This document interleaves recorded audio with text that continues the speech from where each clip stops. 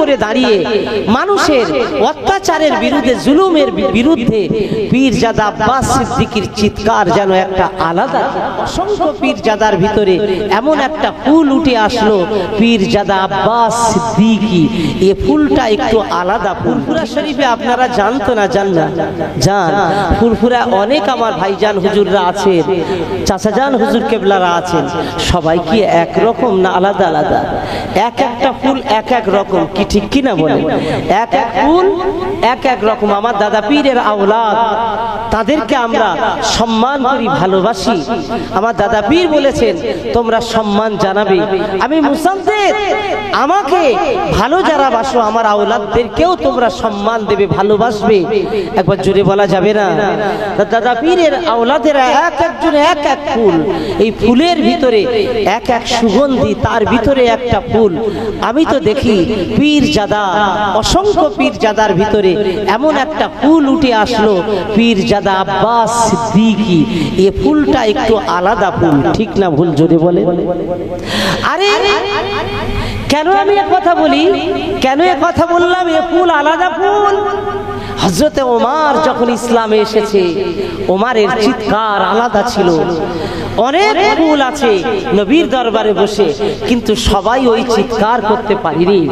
তো আমি দেখেছি আওলাদে মুজাদ্দিদুজ্জামান আমার ভাইজান হুজুররা অনেক আছেন, কিন্তু সত্যের উপরে দাঁড়িয়ে মানুষের অত্যাচারের বিরুদ্ধে, জুলুমের বিরুদ্ধে পীরজাদা আব্বাস সিদ্দিকীর চিৎকার যেন একটা আলাদা। ঠিক না বেঠিক আপনারা বলেন? আরে কে কি করেন ওটা আলাদা, আমি ও নিয়ে কথা বলছি না। চিৎকার আলাদা না একই? আলাদা না? হ্যাঁ, তার চিৎকার শুনলে যারা অত্যাচারী জালেম তাদের কলিজা ছিঁড়ে যায়, যার চিৎকারের আওয়াজে কলিজায় আঘাত হয়। আর আমরা চিৎকার দিলে মনে হয় যেন পালিশ করতেছি। আমরা বললে জালেমরা বলে ওটা পালিশ হচ্ছে। তাহলে দুটো চিৎকার একরকম নয়। হযরতে ওমরের আওয়াজ মক্কা কেঁপে যেত, আরব কেঁপে উঠত ওমরের আওয়াজে। সত্যের জন্য হযরতে ওমর আওয়াজ দিতে লাগলেন। মক্কার মানুষেরা ভাবলেন এ তো বেশ হয়ে গেল, ওমর চলে গেছে মানে তো আর পারা যাবে না। একটা পরামর্শ সভা করলেন ওরা। আপনাদের কষ্ট দিয়ে ফেলছি নাকি? অসুবিধা হচ্ছে না তো? আগাবো, আলোচনা আগাবো ইনশাল্লাহ, চলবে তো? তাহলে একটু তাকবীর দেন, নারে তাকবীর। আর একটু মহাব্বতে বলুন নারে তাকবীর। লাব্বাইকা ইয়া রাসূলুল্লাহ, লাব্বাইকা ইয়া হাবিবাল্লাহ, আই লাভ মুহাম্মাদুর রাসূলুল্লাহ সাল্লাল্লাহু আলাইহি ওয়াসাল্লাম। এর অর্থ কি? আরে আই লাভ মুহাম্মদ মানে কি? আমি নবীকে ভালোবাসি। এইটা বললে কেস হচ্ছে। কি সর্বনাশ রে বাবা! কত কেস করবি কর না, আমরা আছি। কোটি কোটি মানুষ বলবো এবারে কেস কর, কেস করে পারবি না, জায়গা পাবি না, জায়গা শেষ হয়ে যাবে। আমাদের কলিজা নিবি তাও দিয়ে দেবো, কিন্তু হুজুরকে দেব না। কি দেবে না? আল্লাহ পাকের হাবিব বলেছেন লা ইউমিনু আহাদুকুম হাত্তা আকুনা হাব্বা ইলাইহি মিন ওয়ালিদিহি ওয়া ওয়ালাদি ওয়ান নাসি আজমাইন।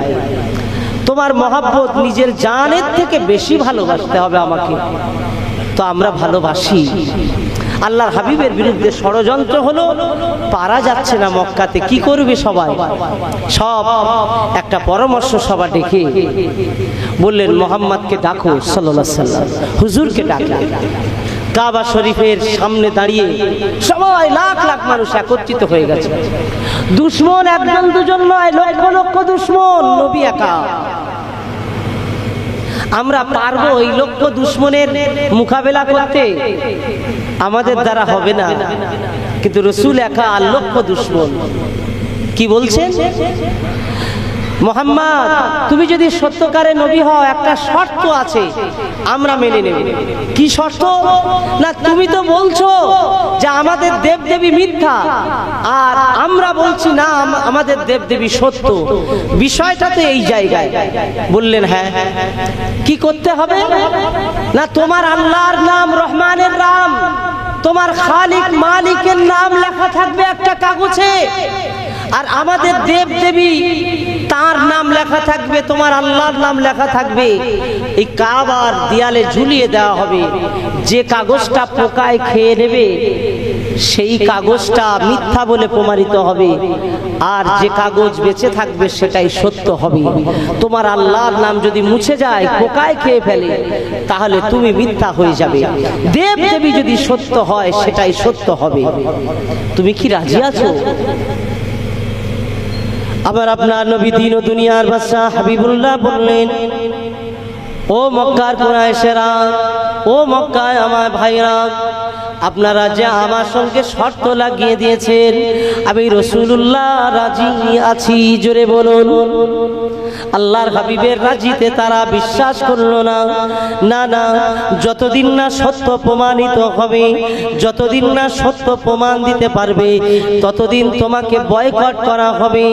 মক্কার অলিতে গলিতে, মক্কার জনগণের মাঝে তুমি ঘুরতে পারবে না, তোমাকে চলে যেতে হবে, আলাদা কোনো জায়গায় চলে যেতে হবে।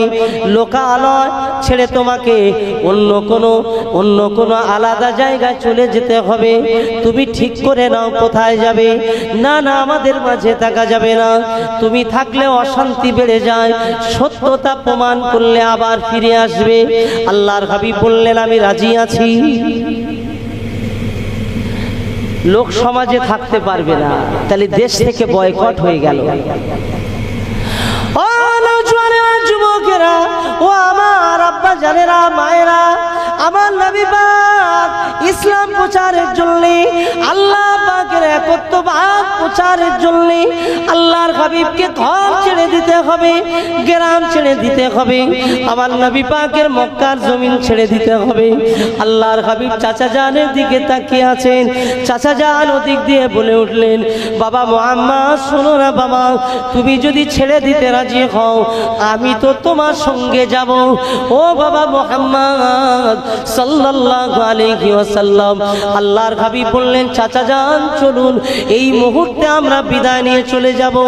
রাসূলুল্লাহ আমার আপনার নবী, নূর নবী, আল্লাহ পাকের কাবায় একদিকে আল্লাহর নাম, অপর দিকে দেব দেবীর নাম ঝোলানো হয়েছে কাগজে মুড়ে। কোনটা আগে নষ্ট হয়, কোনটা পোকায় খেয়ে নেয় দেখা যাবে। আমার নবী পাক গ্রাম ছেড়ে চলে গেলেন, মক্কা ছেড়ে চলে গেলেন। অদূরে একটা পাহাড় রয়েছে, শিহাবে আবু তালিব নামক পাহাড়। আল্লাহর হাবিব ওই পাহাড়ের মাথায় উঠে বললেন, চাচা যান পাহাড়ের মাথায়, চাচা জানকে সঙ্গে করে নিয়ে হযরত আলী হুজুর সঙ্গে আছেন। আল্লাহর হাবিবকে সঙ্গে করে নিয়ে রাতের বেলা চাচা যান আমার নবী পাকের কাছে করে নিয়ে আল্লাহর হাবিবকে বলেছিলেন, ও বাবা মুহাম্মদ, শোনো না বাবা, তুমি একটু ঘুমিয়ে পড়ো বাবা, তুমি একটু ঘুমিয়ে যাও বাবা, আমি সারা রাত বসে বসে পাহারা দেব।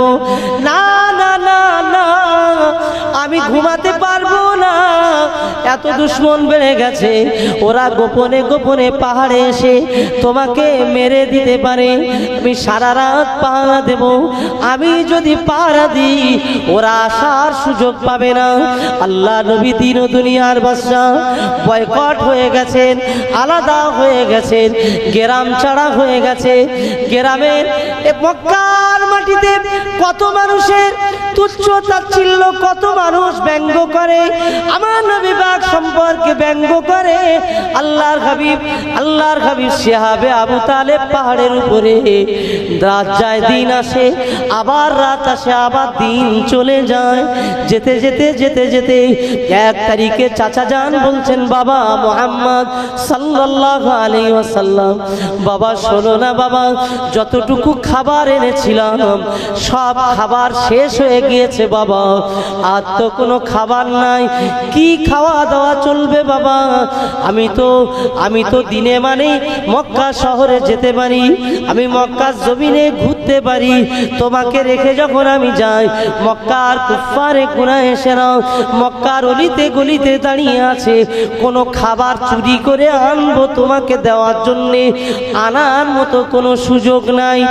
ও বাবা মুহাম্মদ সাল্লাল্লাহু আলাইহি ওয়াসাল্লাম, আমি দেখলাম বাবা তোমার ভালোবাসার মানুষ খাবার দিতে আসবে, মক্কার ওই দুশমনেরা বিভিন্ন রাস্তায় দাঁড়িয়ে আছে, তারা ওই খাবারগুলো কেড়ে কেড়ে নিয়ে ফেলে দেয়।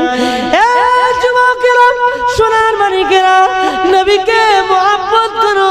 আল্লাহর হাবিবের কষ্টের মতো এমন কষ্ট কি তোমাদের জীবনে কখনো কি এসেছে? আমার নবী পাক গেরাম ছাড়া হয়ে গেলেন, আমার নবী মক্কা ছাড়া হয়ে গেলেন, পাহাড়ের মাথায় 1 বছর নয় 2 বছর অতিক্রম হয়ে গেছে। আল্লাহর হাবিবের খাওয়া দাওয়া এত কষ্ট, 1 তারিখে আমার নবী পাক খাওয়ার কিছু নাই বলে তিনি পাহাড়ের মাথায় গাছের কাছাকাছি গিয়ে গাছের পাতাগুলো ছিঁড়ে ছিঁড়ে খেতে লাগলেন। চাচা যান দেখে এত কান্না কাঁদেন, বাবা মুহাম্মদ ঘাস ছিঁড়ে খেতে লেগেছো বাবা, বাবা মুহাম্মদ গাছের পাতা ছিঁড়ে খেতে লেগেছো বাবা।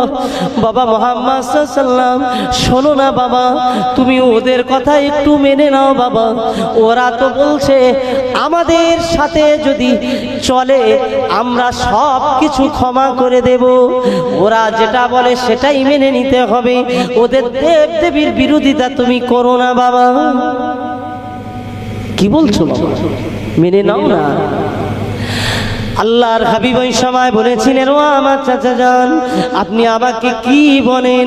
আমার আল্লাহ পাক আমাকে নবী বানিয়েছেন, ওদের জুলুম অত্যাচার অনাচার অবিচার, ওদের দুনিয়ার খারাপি সব কিছু বরবাদ হয়ে যাবে। ওয়াকুল জাল হক ওয়া যাকাল বাতিল, ওরা পৃথিবীতে যত অন্যায় করে সব মুছে যাবে। আমি রাসূলুল্লাহ, আমি সত্য, আমি নবী পাক, আমি সত্য, আমার আল্লাহ এক, তিনি সত্য। একবার জোরে জোরে বলুন সুবহানাল্লাহ। চাচা যান আমার নবী পাকের কাছে 1 তারিখে আবার বললেন, ও বাবা শোনো না বাবা, মক্কার মানুষেরা আমাকে একটা খবর দিয়েছে, তোমার রাজত্ব দেবে, তোমার ক্ষমতা দেবে, তোমার সম্পদ দেবে, মক্কার জমিনে যেটা চাইবে তোমাকে দেবে, তুমি শুধু ওদের কথা মেনে নাও। আল্লাহর হাবিব খুব বিনয়ী ভাবে চাচা জানকে বলেছেন, চাচা জান আজকে 3টে বছর আমি বয়কট হয়ে গেছি, আমার আল্লাহ কি আমার দেখে না? আমার আল্লাহ কি আমার দেখতে পান না? অবশ্যই আমার আল্লাহ আমাকে দেখেন। ও চাচা জান, আপনি কি আমার পরিচয় জানেন না? আমি হলাম আখির জামানার নবী, নূর নবী। আমার আল্লাহ আমার জবানের কথায় তামাম দুনিয়ার জমিনটা সোনা বানিয়ে দেবে। আমি রাসূলুল্লাহ, আমি অভাবী নই, আমি হাবিবুল্লাহ বলছি। আসমানের চাঁদ যদি আমার হাতে 1 হাতে দেন, আমার আর 1 হাতে যদি সূর্য দিয়ে দেয়, আমি হাবিবুল্লাহ তবুও আমি মেনে নেব না। আমার আল্লাহ এক, এটাই সত্য। জোরে বলুন, আরো একবার জোরে বলুন। আল্লাহর হাবিব সব উপেক্ষা করে 3 বছর তিনি মক্কা ছাড়া হয়ে পাহাড়ের মাথায় জীবন যাপন করে রাসূলুল্লাহ তাদের কাছে মাথা নিচু করেন নাই। নবী পাক 3টে বছর যখন হয়ে গেছে, একদিন চাচা জানকে বাহির হয়ে গুহা থেকে বাইরে এসে বললেন, চাচা জান আজকের খুশির খবর কি বাবা? কি খুশির খবর বাবা? বলে, ও আমার চাচা জান, আপনি যান মক্কার মানুষদেরকে বলে দেন আমার আল্লাহ সত্য আল্লাহ, আমার মালিক খালেক দয়াময় আমার রহমান আল্লাহ, তার নাম আজও বেঁচে আছে। আর আমার আল্লাহর সত্যতা প্রমাণের জন্যে কাবার গায়ে যে কাগজ ঝুলিয়েছিল, ওরা যে ওদের দেব দেবী নামগুলো লিখে ঝুলিয়ে দিয়েছে, সবগুলো পোকায় খেয়ে চুরমার করে দিয়েছে। জোরে বলুন, আরো একবার জোরে বলুন। ও চাচা যান, আপনি যান আপনি বলে দেন, আপনি বলে দেন আমার আল্লাহ চিরন্তন, আমার আল্লাহ আছেন, আমার আল্লাহ থাকবেন, আমার আল্লাহ কুল হুয়াল্লাহু আহাদ আল্লাহুস সামাদ, আমার আল্লাহ চিরস্থায়ী তিনি থাকবেন, আমার আল্লাহ আদিতে ছিলেন অনন্ত থাকবেন, ওয়াল আউয়ালু ওয়াল আখিরু ওয়াজ যাহিরু ওয়াল বাতিন, আমার আল্লাহ সত্য সত্য জান বলে দেন। মক্কা জমিনে আমার রাসূলুল্লাহ চাচা যান দৌড়ে দৌড়ে চলে আসলেন, কাবার চাতালে এসে চিৎকার আওয়াজ দিলেন, এ মক্কার কুরাইশেরা, এ মক্কার কুরাইশেরা, ও হাশিমি বংশের মানুষেরা, যত মানুষ আমার আওয়াজ শুনতে পাও, আজকে আমার ভাইবো মুহাম্মদ সাল্লাল্লাহু আলাইহি ওয়াসাল্লাম সত্য প্রমাণ করে দিয়েছে। তোমরা তোমাদের লিখনিটা নামিয়ে দেখো, আল্লাহর কাবার দেয়াল থেকে নামিয়ে আনা হলো, সমস্ত কাগজ খুলে দেখতে পাওয়া গেল কেবল আমার আল্লাহর নাম বেঁচে আছে। একবার জোরে হবে না? আপনারা আরেকটু জোরে বলবেন না? নারে তাকবীর, নারে তাকবীর। মুখটা কালো হয়ে গেছে, সকলে সব মুখ কালো হয়ে গেছে।